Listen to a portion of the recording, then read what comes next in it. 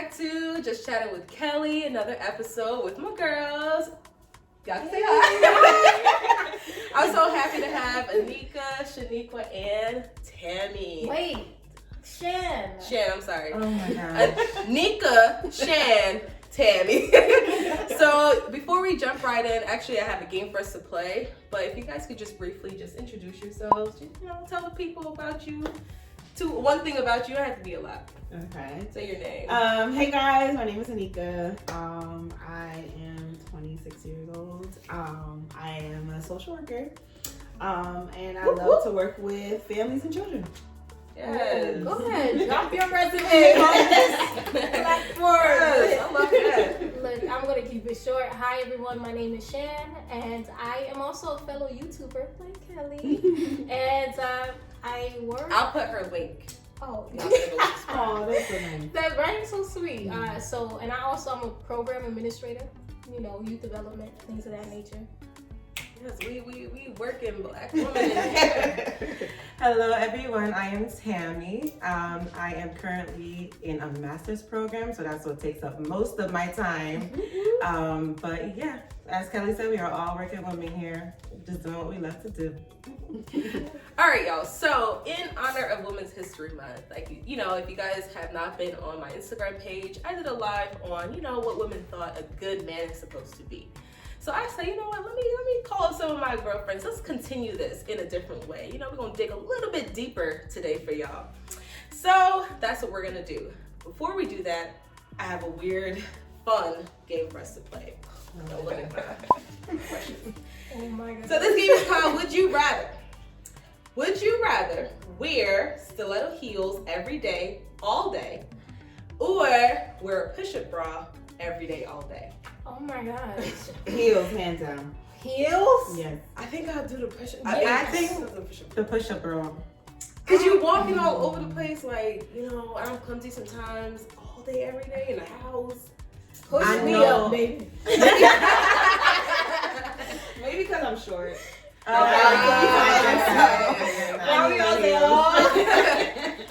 used to wear heels all the time at work. By 12 o'clock, I was done. I can't do it. Girl, even for church. Praise and worship just started. I already took off. Sorry, I can't do it. All right, number 2. Would you rather fall into a pit of clipped toenails or get a nosebleed every time you sneeze? Oh, Jesus. You know what? I'm gonna go with the nosebleed. I can handle that. It happened to me when I was younger. Not every time I sneeze, guys. but I can handle a nosebleed. I can do that. I think I'm gonna agree with that. I think I'm gonna go with the nose because with the toenails clipping, you don't know somebody got fungus or something. Whose toenails is it?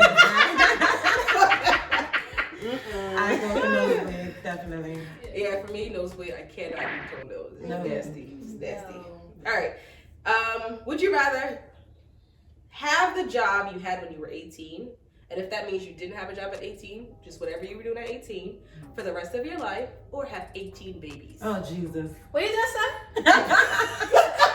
say? Would you rather have the job that you had when you were 18 years old for the rest of your life, and if you didn't have a job at 18, it would just be whatever you were doing at 18 for the rest of your life, or have 18 babies? I'm sticking with the job I had when I was 18. I was lit. Same here. The job I had at 18. I was in I think I'm college. gonna have to go College, with the yeah. job. Me too. I love the babies, but no. 18 of them? 18? No, Am sir. You I can be like married? 18 kids and counting. You worried about being married? I don't even want that. At least you have a partner. What? 18 picnic? All right, so I'll give like 10 of them to Nika. Okay, No, we I'm gonna know go with who the wants job. to handle the baby. No, I'm gonna go with the job.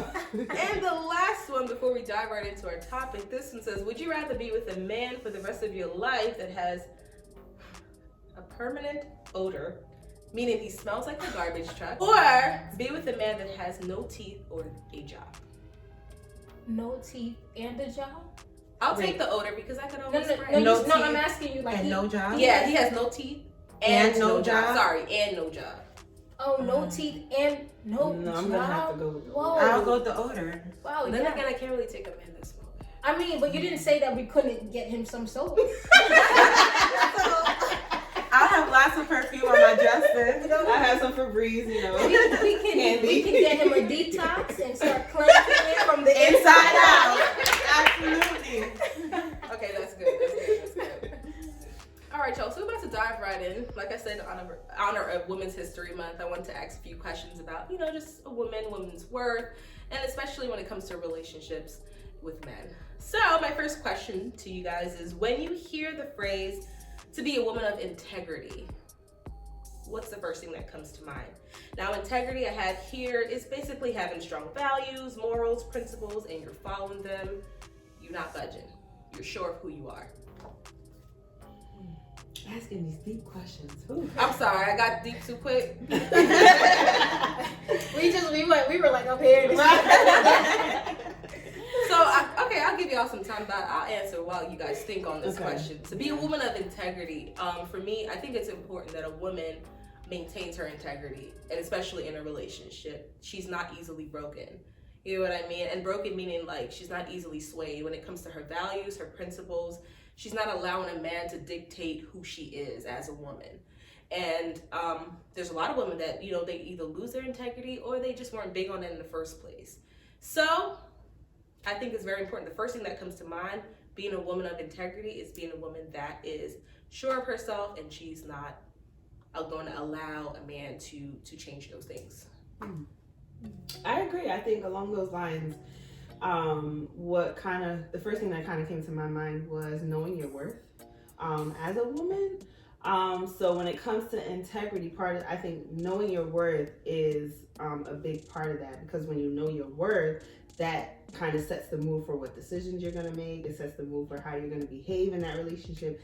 I think that it sets the mood for a lot of things. So I think knowing your worth, I think, is really important. Now, do you think men respect women that has integrity more than a woman that had no values, no principles, no standards?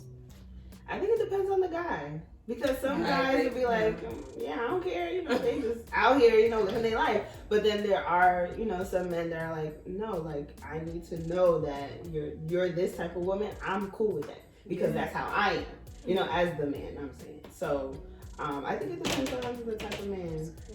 Mm-hmm. And honestly, I prefer to be with a guy that actually values that in a woman, because would you want a woman that just has no mind of her own? She don't know what she likes, she don't know what she wants. You're just gonna be making all the decisions on your own. I just feel like a man really respects a woman that has a good head on her shoulders, knows what she wants in life, has these basic principles. So I agree. All right, so we were talking about this earlier before we got on here, so we're about to jump right in. Oh no! Why are some men intimidated by a woman's success or job? Why do you think some men are intimidated? Ooh, she make more than me. I don't know if I'm with her. Like, why do you think they're? So, I don't know. Is there anybody that is? No, go ahead. So I think for me, when we talk about the word intimidation, I think in general, I know specifically you asked for a man, but I think if a man is intimidated by a woman, I think it has to do more with him identifying something that he lacks internally.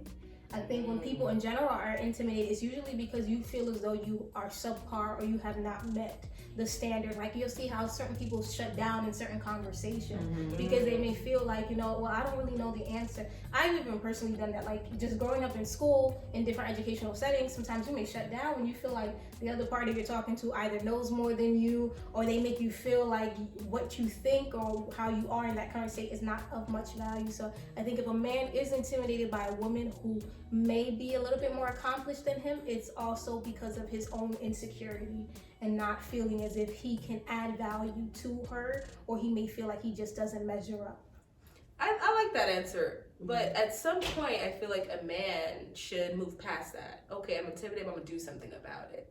Okay, but like to say that, some men actually just either break up, leave the relationship because they just don't feel like they level up to the woman that they're with. But for me, instead of leaving or instead of just shying away, get your life together. Just go, Well, you know what? I don't know. Maybe it's easier said than done, but I feel like, you know, they shouldn't be intimate, especially if we're talking about we're about to be married, we're together, we're building together. Okay, yeah, of course you feel some type of way, but then you move past it and you continue to develop yourself so that you can get to that level or beyond.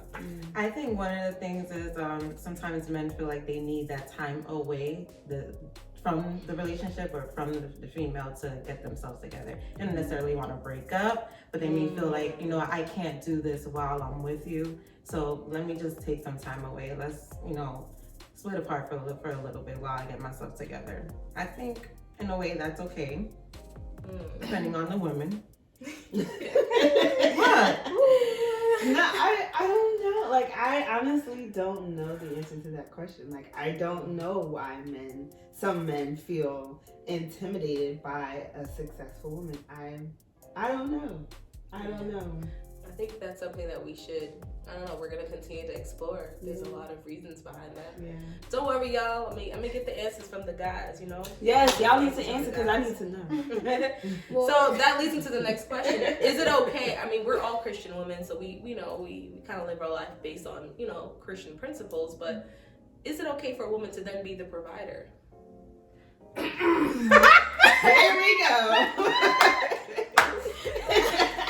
I think she just tapped me I in. mean, wait, but you know, we're living in this millennials, you know, 2021. Things are just different. I mean, so many businesses, so many women have opened up their own businesses. They're just so successful and everything like that. And quite frankly, some of them are okay with just providing for the family while the guy just stays at home, maybe just take care of the kids and stuff like that. So roles have been, you know, the tradition, we're moving more away from tradition, and that's a real dangerous spot. Like if I'm now the provider and you at home taking care of the kids, you'll notice like, yo, women start coming in on like she wear the pants and the if I come in the house and I'm the provider and the place not clean and my dinner not cooked, I'm gonna ask you what you've been doing all day. Right.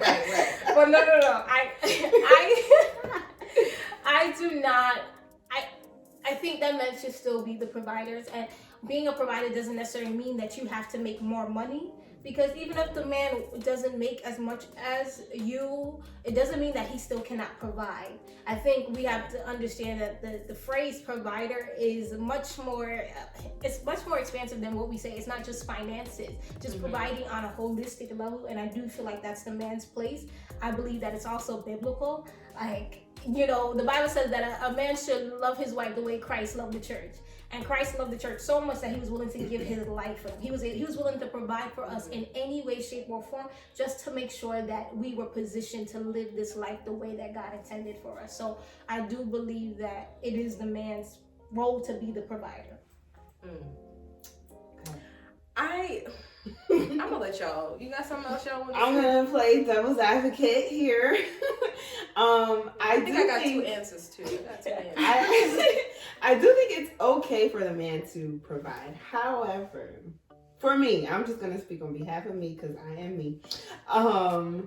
I think that it should be a 50-50 type of relationship. And the reason I say that is because as in our conversation that we had earlier, when it comes to being in a relationship, right, it is a two-way street. Starting from the communication, starting from you know, how you behave and how you react to each other.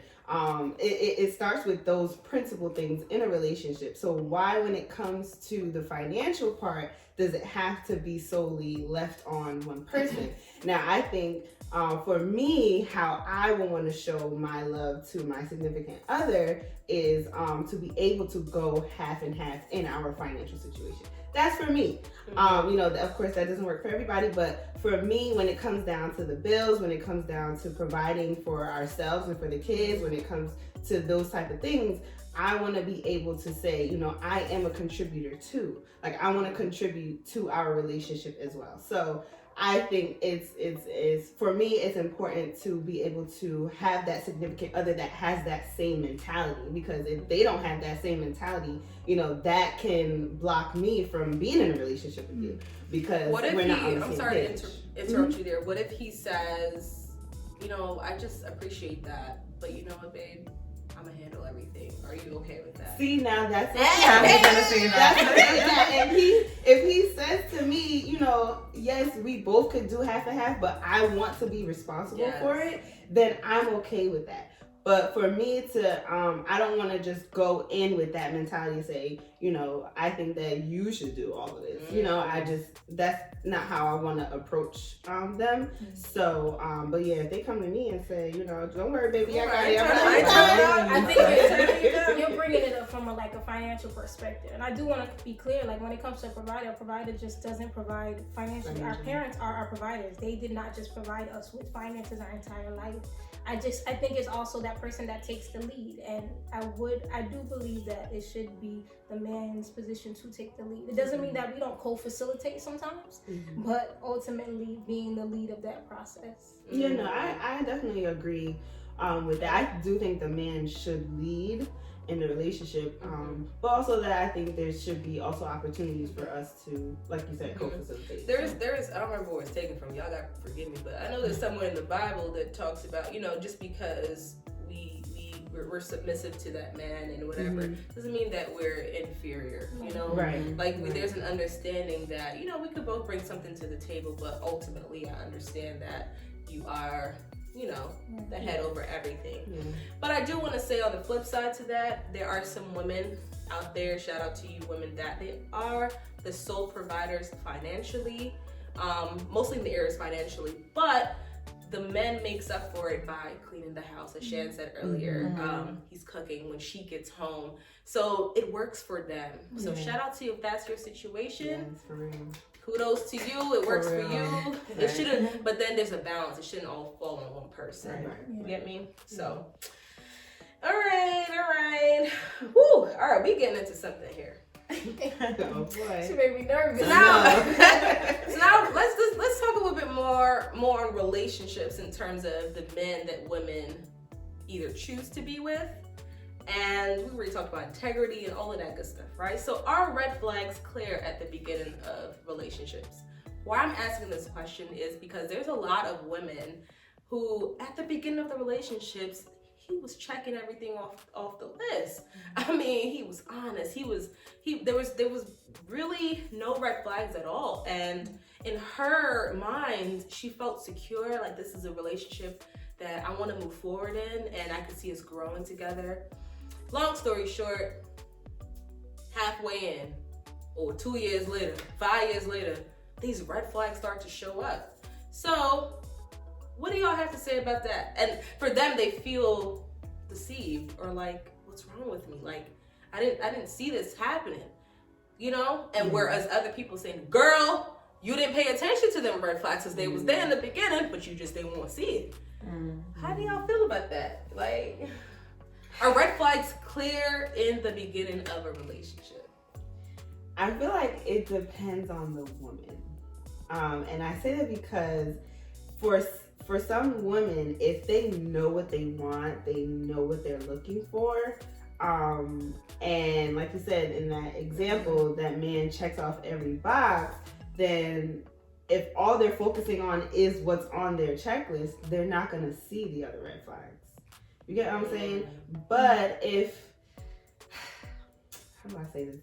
If like the woman is very open, and she doesn't really know what she wants, but she's, trying to learn her way and, trying different experiences, she may say, well, yeah, and that was a red flag for me. And then that they'll be able to reflect. But in the moment, they may not be able to see it. But after, reflecting, they may be able to see it. So I don't know. It depends on the woman. It depends on their mentality to be able to see it, especially if they are already experienced in relationships. Then I feel like those are the ones that will be able to really spot on the red flags in a new relationship. Whereas someone who is inexperienced, they don't really know what the red flags might be for them. So I think it depends on the person.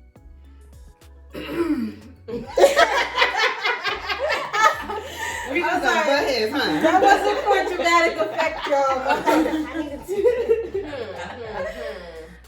Before I get my answer, anybody else want to say anything on red flags? You gonna go? You want to go? I think red flags are there. Are they clear? Maybe not. But I think sometimes we feel, well, women, men, people feel like they can change certain things as they go along the way in the relationship. So it might have been a red flag. Yeah, when I met you, I didn't like this, I didn't like that, I noticed this, I noticed that. But I thought maybe as we went a year and a half down, things would change, and they didn't. So that's another thing. Like, they were there, but then did we really act on it, or did we decided to stay? Okay. Wow, that's a whole nother video right there. Women that feel like they can change men. Change men. Ooh. You know what? I don't think that red flags are always present. All right, so you know what? I actually started having this conversation with Tammy, and I guess this is a question for you, Kelly. When you say beginning, what do you mean by beginning? Like, as in, like, couple months, couple days? Okay, so let's get down to the I feel like this could apply to whether you're teenager, young adult, doesn't matter. You talking to the person because you're interested in them. You're interested in being in a relationship with them. Okay? You're talking to them. Now y'all make things official. Now y'all full on in a relationship together. And you've been dating for couple of months, right? Do you think that you're able to see visible red flags within those first few months of dating? You're not a year in, right? You haven't really invested much time, but in the short amount of time that you've been together, are red flags visible before you go on investing more time and energy into a relationship? Because a lot of what happens is, a few months in, I don't really see nothing. Now you're a year in. Now you're 5 years in. Now you're 4 years in. Some women get stuck. Yeah. I think, so you know what? Get me? Then I'm going to definitely say that red flags don't always have to be in the beginning. I know some people may argue, like, no, you saw it, but us as human beings... Trust me, I know some people. Yeah, but us as human beings, we constantly are changing. And that does happen. You know how, all right, sometimes you'll say, oh, you know what, you should live with a man before you get married to know what it's like. But of course, with our biblical guidelines, we can't do that. But the reality is, you could move in with them after y'all get married, and now you're starting to see this whole other side of it. And you probably, you're married, so you probably experienced, and there's things that you have to work with and balance with. So what I'm saying is, I don't think that the red flags are always there initially. Yes, when they do come, I do think we have the ability to ignore them because maybe we have a little bit more hope in that person. Right, that's why they stay. Right, but I don't always feel like red flags are necessarily there in the beginning. Like, I love that answer, and I agree, because there are people battling with things from their childhood, but it doesn't really show up till later on in life. So for me, I ain't no psychologist now. I'm not here scamming you to know that you have these deep-rooted issues, and which is a red flag. So here's the deal. I'm only speaking on behalf of the Christian women that might be watching this video. Discernment and praying. I'm sorry, because of these things that might be hidden in the beginning. You want to make sure that you are going to the Lord about this wonderful, handsome man that you try and be with. Because, let's say you get that answer from God. Yes, this is a good, situation here. Then years down the line, there are some red flags that come up. You may not know it, but you're equipped for it. Because God already told you this is who you're supposed to be with. So you stay and you help that person to work through whatever the red flags are. I don't know if that makes sense. No, that's I agree. Y'all listen to Kelly. I agree. Let them pray and let the Holy Spirit guide you. And even when we talk talk about discernment of God's voice. Sometimes, like, we'll ignore certain things that we feel inside. Like, yo, your gut feeling sometimes, that could be the Holy Spirit telling you, like, oh, I just felt, like, I don't know what, you know, some people like, I don't know, I just feel. Don't discredit it. That's the Holy Spirit. And that is the Holy Spirit, and God's word is not void. So if you're sure this is what he told you, sometimes you're going to feel like, God, you didn't tell me this. He didn't need to tell you because he had full confidence that you would be able to handle the situation. Y'all was going to make it through anyway. Relationships that make it through those rough patches, I commend those relationships because maybe those issues weren't there in the beginning, but y'all made it through. All right, let me just All right, Kelly. You know what? She love doctor. All right, y'all. I'm going to come right back. We're going to take a few seconds and we'll be right back for the wrap up of this session. So, bye. See ya. All right, y'all, we are back. We're about to wrap this up. One more question for you ladies before you go. Why do you think some women stay in relationships that might not be the best for them? Let me sit back for this one. Who would like to go first? Jen. All right, so let me just try to make this really quick. I think that's just a loaded question, and I always tell Kelly, like, I have different perspectives on it, but it could be certain things built in them from their childhood that they haven't totally healed from, and then when you haven't healed from other traumas, you end up connecting yourselves in things that you don't need to be connected to. But also, here's another thing. I think also, my belief is that women fall in love with potential, and men fall in love with reality. So what that means is, you could be with a man that you really don't have no business being with, but you see more potential in him. You see promise, you see a future, even though he has not reached that potential. Remember, it's science. You still have to place action in order for that potential to ever mature. So I just feel as though that's one of the reasons why women stay. I might agree with the other things they might say, but just potential. But girl, I don't care. If you don't see action match for potential, let it go. I know that's right. You gotta go. Yeah. Where the trash bin at? You gotta go. Recycling bin, actually. You know, recycling bin. Ooh, that's nice. Because I want to say trash because, like you said, potential, I just don't have the time to wait for it. But like, that's why you gotta put it in the trash. Another man's another man's trash can be another man's trash. That's true. I ain't gonna lie.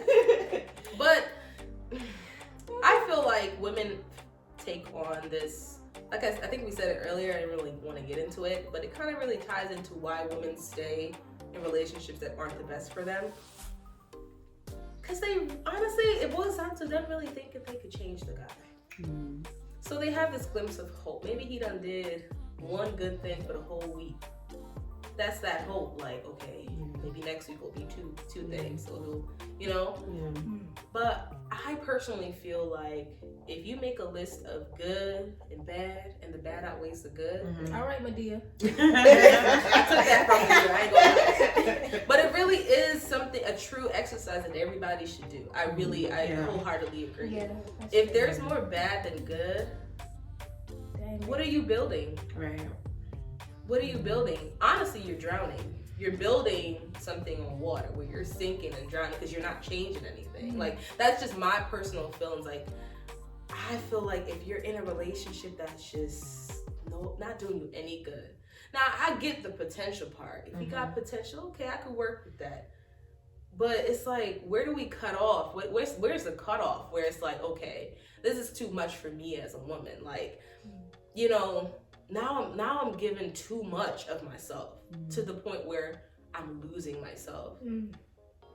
Absolutely. Like, I feel like that's just never okay. If you're giving so much of yourself that now you start to lose who you are. You don't even remember what you like because you're so focused on trying to change him into who you want him to be. It's a waste of time. That's just my opinion. I don't know what y'all think. And then when it's time for you to finally have to get out, you find it even harder. It's a struggle for you to leave, whether it's because you feel bad or it's because you're now deeply in love with this person. It becomes a whole mess. So you really got to know when it's time to be out. Yeah, and I think to answer the question, I think there's just a whole plethora of reasons why women stay in these types of relationships. It honestly could be from, like you said, another example would be insecurities, It could be, like you said, with childhood experiences. It could be the fact maybe this is what they grew up with and this is all they know, and they see it work. It's okay with whoever examples they have in their life.